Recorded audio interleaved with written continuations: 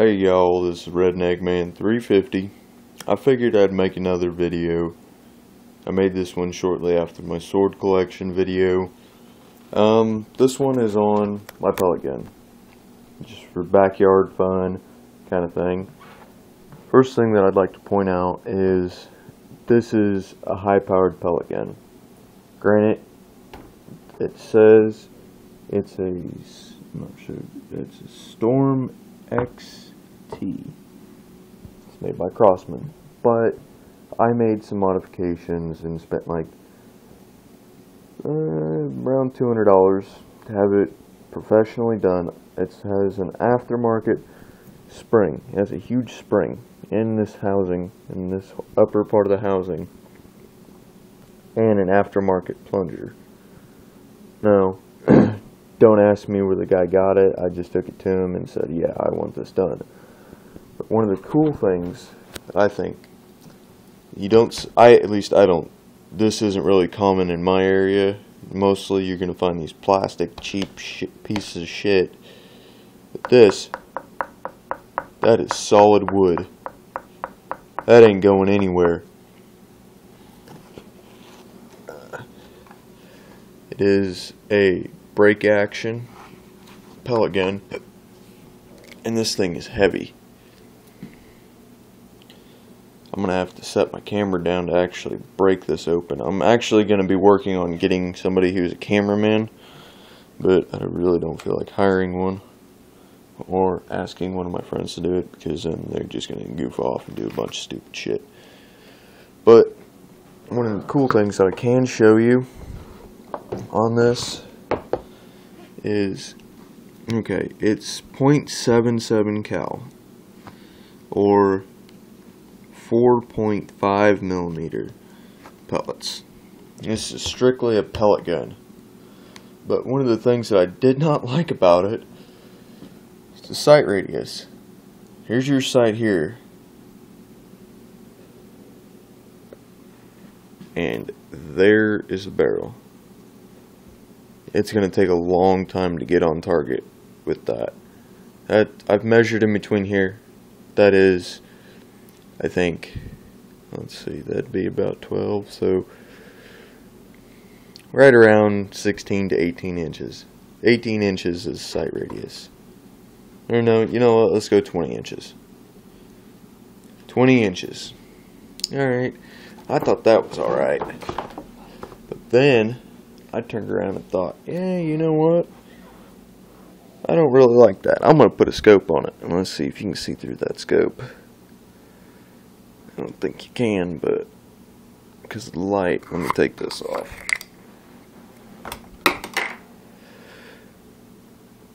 It has actually a fairly decent scope. It's actually the scope that came with this. I'm not familiar with the brand. It's Center Point. It's fairly decent, at least to my standards. I have this thing zeroed out to 200 yards, and believe it or not, it will reach out there and touch it. No questions asked. I've actually went rabbit hunting with this gun before, and granted, a lot of people say, oh no, that's animal cruelty. You're hunting with something too small of a caliber. Yeah, well, this is high powered. Keep in mind, I put this gun through a chronograph and it blew a 22 out of the water. This pellet comes out of here at about roughly right around 1,800 feet a second, which most 22s are right around like 1,500. And that was a 22 long rifle, not a 22 Magnum. It was up there with the 22 Magnum, but 22 Magnum blew this out of the water by a long shot. Now, I have shot rabbits with this, like I mentioned, at like 50 yards away, sitting in the bed of my truck. Now, I know what you're thinking, but you know what? This has more than enough knockdown power. More than enough. And I can't be more sincere about that.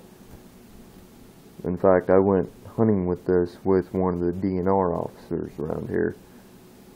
And he said, yeah, you know what, look, I don't see why it's illegal so long as you meet the standards of FPS and everything else.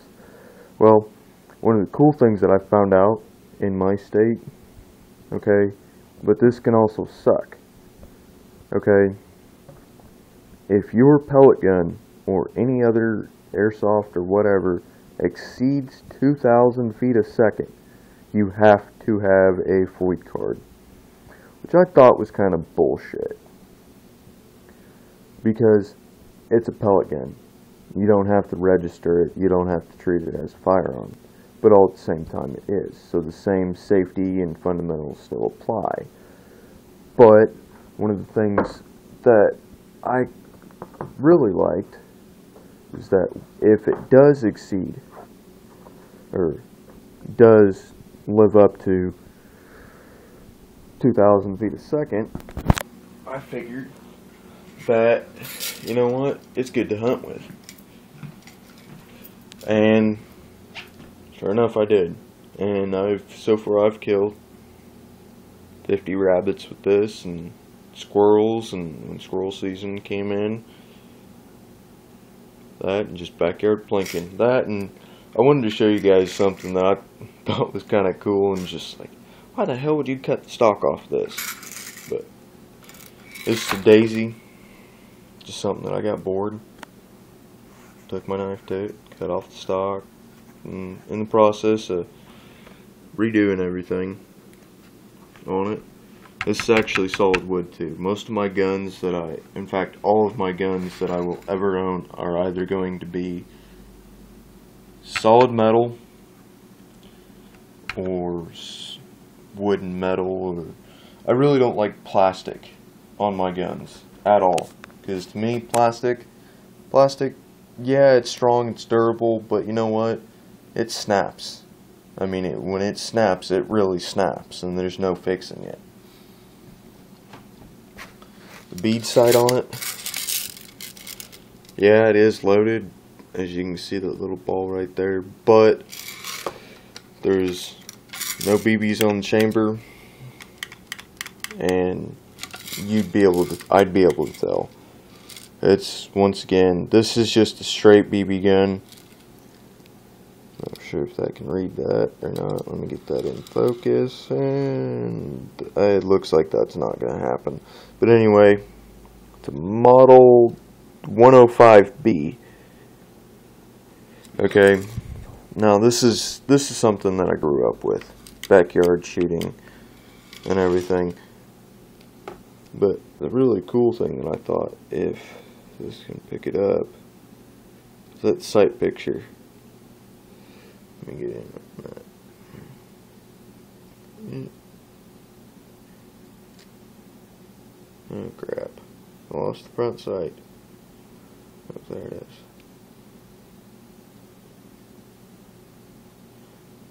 I thought that was pretty cool.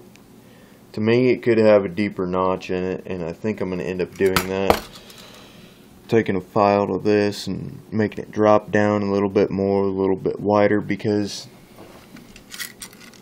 this thing is not meant for accuracy. Why in the world would you have this big of a front post, or a rear post? But anyway, I'm running out of video. This is Redneck Man 350, and I'm signing off.